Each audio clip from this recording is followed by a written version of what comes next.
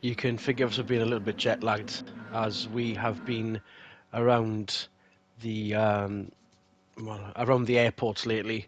Bathurst for Japanese super touring action, and as soon as we know it, we're back on the Worlds. We're back in Switzerland, and waiting for some racing to go ahead. We did promise a dawn race, and we've seen dawn races in Switzerland before. Deep Forest is the usual location now, but fog had intervened. The safety helicopter could not take off in the thick fog, considering early morning race might not be the safest option, but common sense to a degree prevailed. It's Adrian Michael Rees alongside Michael Swinnerton, and Nicky Lammers is on pole. Swinny, obviously you're feeling the travel as much as I am. We kind of feel a little bit alienated in ourselves currently. Yeah, I don't really know what time is anymore, quite frankly. But we're here. We've got some racing to watch, and we'll get on with it, shall we? It's a midday race, 5 hour delay in getting the start going, and once we see the lights disappear, off with Lammers and Wittmann front row. It's a well balanced grid, front and rear, but the rear wheel drive action, of course, off the line like a lightning bolt. Alpha 1-2 for turn 1. Nicky Lammers swamped, and Thompson 34th. Honda being very good. You've got Nico Wirtz doing quite well for a change in the Golf, alongside Palou and Salo, who have been a bit shallow of late. Fantastic session for them. Ingram and Rydell. The high-speed traffic jam, you see the title contenders at the start of the season, Renault in the mid-pack. BMW, however, as exampled by Jamie Webber here, not doing well in qualifying at all. Through the tunnels and the valleys they go. Wittmann, Fisichella, Lammers, Thompson, Palou up to 5th. Rydell up to 7th there as well. Decent flow of this circuit, we've seen the action before. Ingram in the Volvo trying to get his nose through the gap there too. Nice clear track. Fog has most definitely cleared within the last 30 minutes or so. Yeah, absolutely. It was to be expected seeing the Alphas get away like that, but seeing the rest of the top 10 just be populated by front-wheel drive cars, that's quite nice to see, considering races past have always been preference of rear-wheel drive machinery around here. They Honda, of course, there's a 3. Go for it. Honda, of course, not letting the Alphas get away. Look, they're keeping them honest. Heading around the hairpin there, completing lap 1. Their top speed should catch up with the front runners eventually. Wirtz 6th, Ingram up to 7th, Rydell down to 9th. The Renaults starting to make a bit of headway. We saw them 3 wide for the back straight hairpin. On board Aiello in the top 10. Dive bomb down the inside, late as you like, but still not early enough. Doesn't get a good exit there though, and he's not going to have a good run on Rydell through this twisty-turny little complex. And getting a slide on, that's not going to help. Of all the grip they had at the start of the season, that was not what you expected to see at all. No, it's almost like Renault have reverted back to what we saw last year, where they were just unbalanced and ill handling because of it, and they couldn't quite get a handle on it. Like, whatever they did at the start of the season, they've lost it apparently, and that's not going to help for their title defence. Yeah, the panic in the garage as well. It's like they don't know where to go next. Like they kind of had a good game at the start of the season, but then didn't know what to do with it. And that is, by the time this weekend happens, they could be, well, the Gasho car at least, could be losing the championship lead. Not if Lammers has anything to say, but Wittmann still in second. Lammers was looking for a gap there. He had his nose up the inside, but one of the problems with being in a front-wheel drive car is you do have less traction coming out of slow-speed corners like that. That's always going to be rear-wheel drive advantage, unfortunately, that hairpin. So, bless him for trying, but I feel like that was a bit of a fool's effort. Bit of a spread in the midfield already. Ingram with the fastest flying lap off the start line there. Yeah, he's We saw how picked up quite a few much- spots in just the 3 laps we've been racing. Evidently, he's found a good flow around this track, and he's got that Volvo working much better in the race than it was in qualifying. Sadly, can't say much for his teammate, though, who's outside the top 10 looking in currently, battling with Dumas' privateer Alfa Romeo there, and has an Hats off angry to Renault DHL. all over the back of him. hats off to DHL for priding themselves on being, top 10 or thereabouts every single weekend, almost. Even if it's an Alfa, if it's a BMW. As long as it's rear-wheel drive, they'll run it. That seems to be their sort of MO, is rear-wheel drive specialty. But he didn't get a good exit on that corner there. I think Ekstrom's possibly going to have a run. Dumas squeezes the door, stops that one from happening. And then the Suarez Schneider battle behind. Battle for the last points paying position. And then you got This is not a Gasho's good look Renault. for BMW, and this is not what they're used to, being all the way back here, especially around this track. Not a good look for Gasho, who is plumb last and with a gap as well. At least he's in the points for now, but it's not enough points, given that Alfa Romeo are currently sitting 1-2, and that is Renault's main rival for both drivers and constructors' title. I'm trying to work out who's last, and I think that must be it's Kubica, unfortunately. The blue in the tunnel, kind of. Just apologies. The jet lag. Let's put it down as jet lag and have at it. Yeah, no, this team have been chasing their tail all weekend, unfortunately. Not got the handle on the car, not got the setup right. Kubica's got experience around here, of course, because the Euros go here, so he knows his way around. The car is just not behaving for him, unfortunately.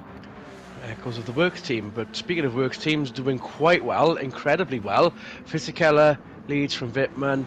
That's going to be enough to threaten Gastro's lead in the Drivers' Championship and in the Manufacturers as well. On board with Ingram, not caught up since the flying lap. Wittmann managing to eclipse that just a lap ago. Yeah, by 2/10. I mean, he did just set a personal best sector, so maybe he can keep this charge up and take the fight to Palou, but at the moment he's just sort of sitting pretty at the minute. Top 4 close, top 5 very close. And Aiello confident and comfortable with now Gasho playing blocker.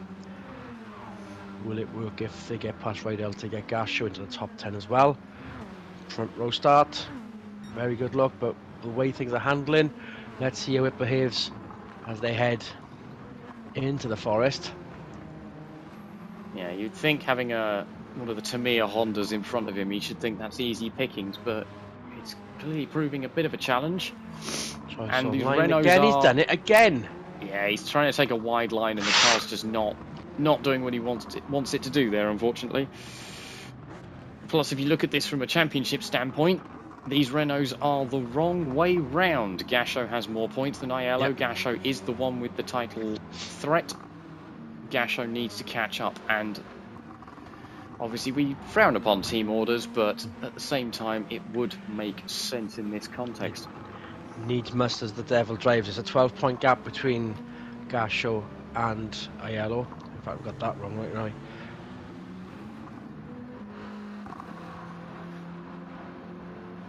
A 28-point gap.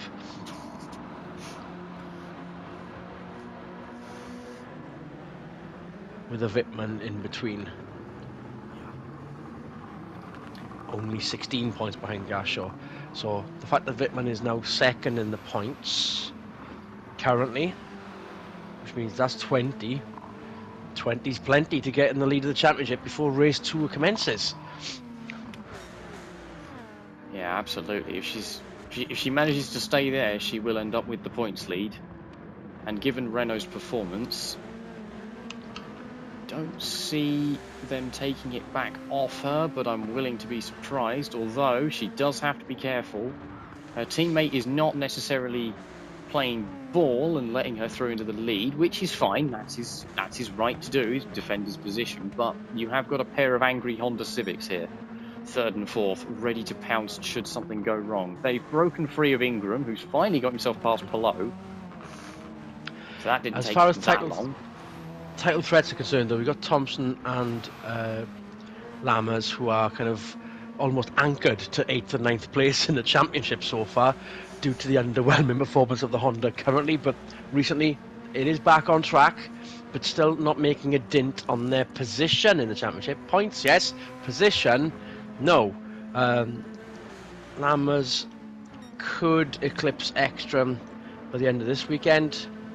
Thompson almost anchored to 8th place in the standings so far.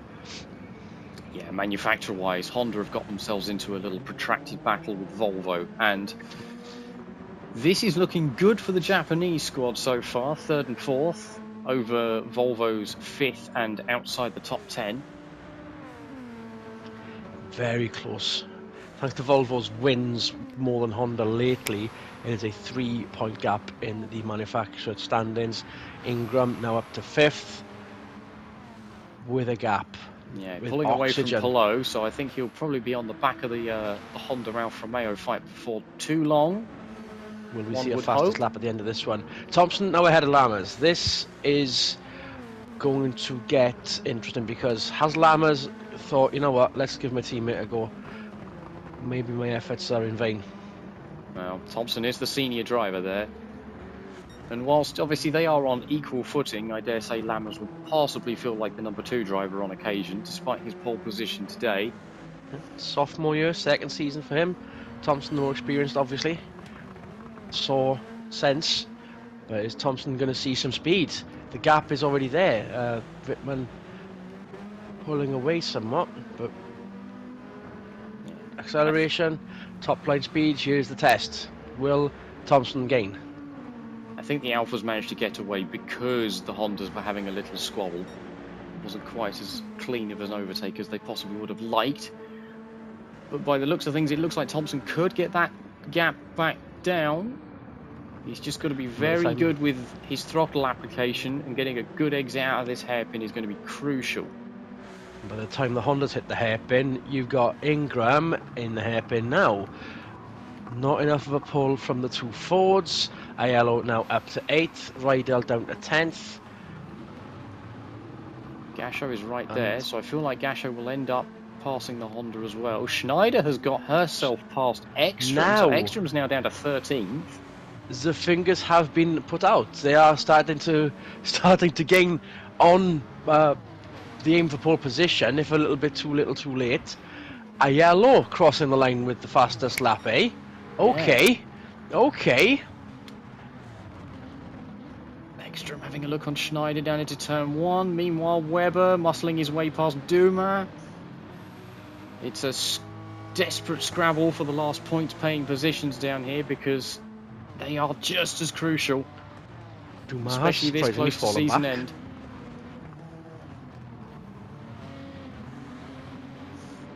And it's a scrape on for BMW to be retaining numbers 1 and 2, hopefully as constructors as well as driver. The driver's title might not be on the cards. Will they get 3 and 4 for season 5? We wonder. One would presume, yes. More of tussling going on. Schneider's already on the back of Gasho, so that Renault definitely not behaving. And here comes Webber out of nowhere. Webber's been on a mission the last couple of corners. Hello. Will 2-for-1 deal for the Australian. Ekstrom's now going to get himself overtaken by Duma by the looks of things. I think Schneider got a horrible exit, blocked in by Gasho at the last corner, and that's just caused this big old cascade effect. And then you got Rydell holding up one of the Renaults. Wickens in 19th.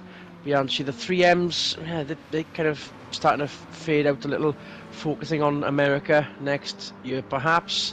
Ekstrom now in 15th. Schneider. Webber's all over the back of Gasho now. Talk about willpower.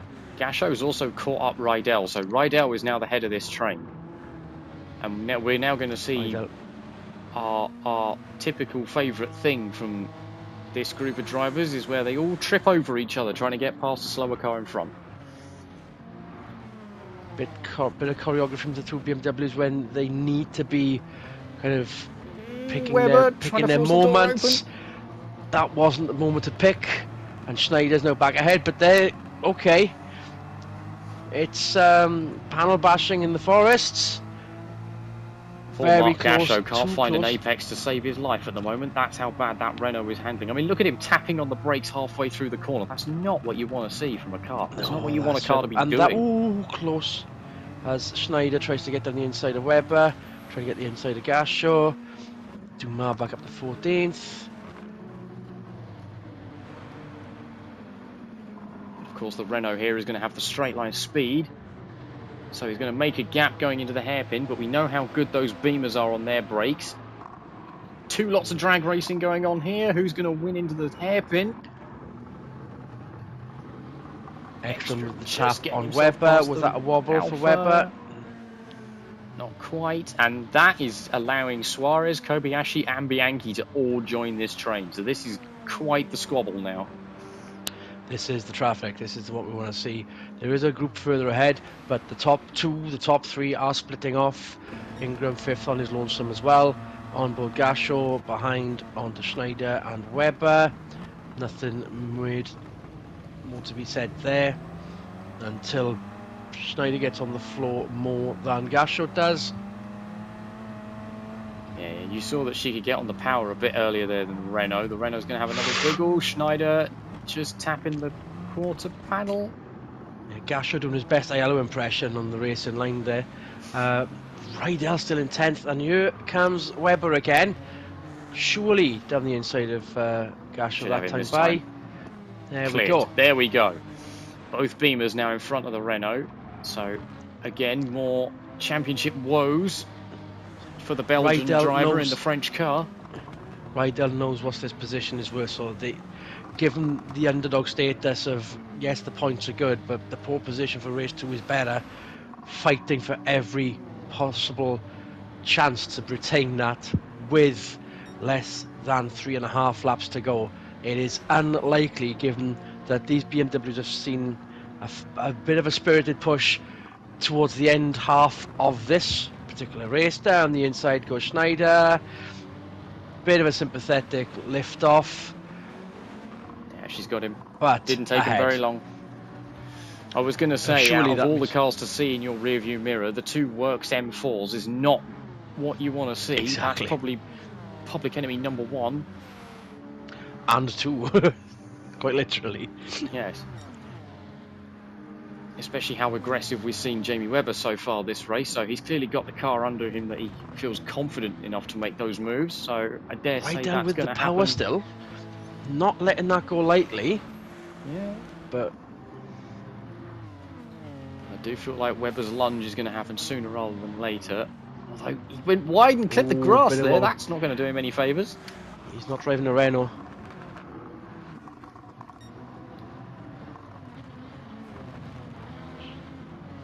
No. Though I have heard rumblings that both Gasho and Aiello are going to call it quits at the end of this season. Read into that what you will. So who knows who we'll see driving those Megans next year. Yeah, close mates, where there is some kind of almost blood oath level of commitment, where if one's in, they're both in, if one's out, they're both out. They have served. They have had a long time being Renault counterparts. Oh, yeah, absolutely. There's a long scholarship line of talent waiting to take those seats, waiting to pounce. Speaking of waiting to pounce, Aiello had a battle with the Fords then, but decided to capitulate on the exit of the hairpin. Not the day that, I mean, it's a good performance to get up into the top 10, but moments like that are not going to help what should be a spirited title campaign. Thompson and Lama is still 3rd and 4th, Ingram still too far back, and the Honda's too far back from the Alphas as well. Wittmann and Fisichella running demo laps now, lap and a half to go. This is just formation flying, both from the pair of Alfa Romeos and the pair of Hondas.